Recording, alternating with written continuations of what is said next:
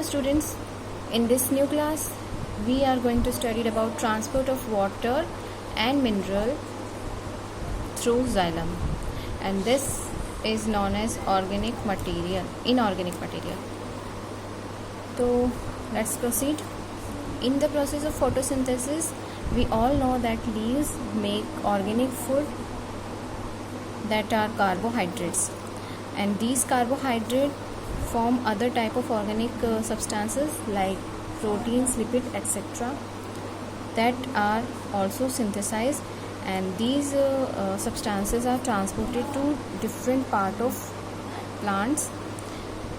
और इसी तरह से जो प्लांट हार्मोन्स है वो भी ट्रांसपोर्ट होते हैं at the site of their production to place where they are needed. Okay, तो फूड जो है वो हम लोग देखते हैं कि किस तरह से वो उसका ट्रांसपोर्ट होगा, वो हम डिटेल स्टडी करेंगे.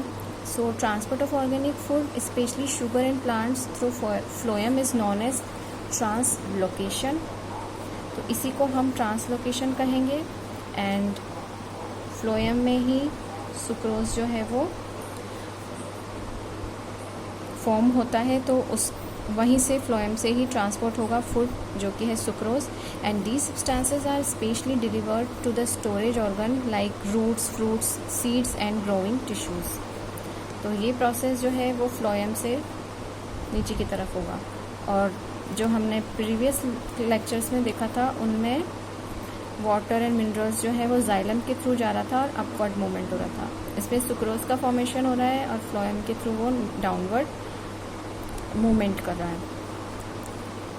तो अब हम आगे का पार्ट देखते हैं. जो फूड है वो प्रिपेयर्ड होता है मीजोफिल सेल्स में, लीफ के मीजोफिल सेल्स में, that converted this sugar into sucrose, and now this sucrose is loaded actively, and this actively loaded sucrose by mesophyll cells into the sieve tubes.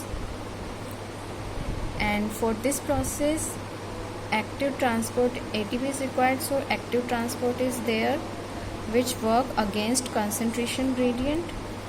That's why by this process sucrose enter into sieve tube and water moves into sieve tube by osmosis, क्योंकि बाहर जो है water की concentration ज़्यादा हो जाती है और सॉइल में, क्योंकि वहाँ पे सुक्रोज जो है वो बढ़ गया. अब सुक्रोज बढ़ने की वजह से, सॉल्यूट होने की वजह से वहाँ वाटर की कंसंट्रेशन कम हो गई, तो सॉइल में फिर वाटर ऑस्मोसिस के थ्रू एंटर कर जाएगा. And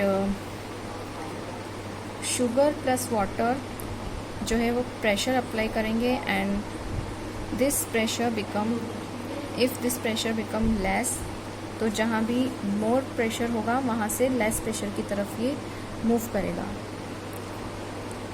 now this transported to places which has less pressure, and we all know that कि शुगर जो है वो गिवन एक्टिवली हम लोग ले रहे हैं, तो इट मीन्स एनर्जी की तो ज़रूरत पड़ेगी. सही, तो इसी वजह से यहाँ पे एक्टिव ट्रांसपोर्ट भी प्रेजेंट होता है, जिसके कारण जो है ये सुक्रोज मूव करता है. और ट्रांसपोर्ट इन जाइलम किस तरह से होगा? It's a simple physical forces. And phloem में जो ट्रांसलोकेशन होता है वो इट यूजेस एनर्जी, क्योंकि वहाँ पर कोई एनर्जी का यूज़ नहीं हो रहा था, सिंपल ही जाइलम में हमने देखा था मूव कर रहा था ऑस्मोसिस के थ्रू. बट फ्लोएम में एटीपी का रिक्वायरमेंट हो रहा है, क्योंकि एक्टिव ट्रांसपोर्ट हो रहा है, अगेंस्ट कंसंट्रेशन ग्रेडियंट वर्क हो रहा है, इस वजह से इट यूजेस एनर्जी. तो डायरेक्शन ऑफ मूवमेंट जो है जाइलम में होगा always upward, and downward movement phloem में देखने को मिलेगा.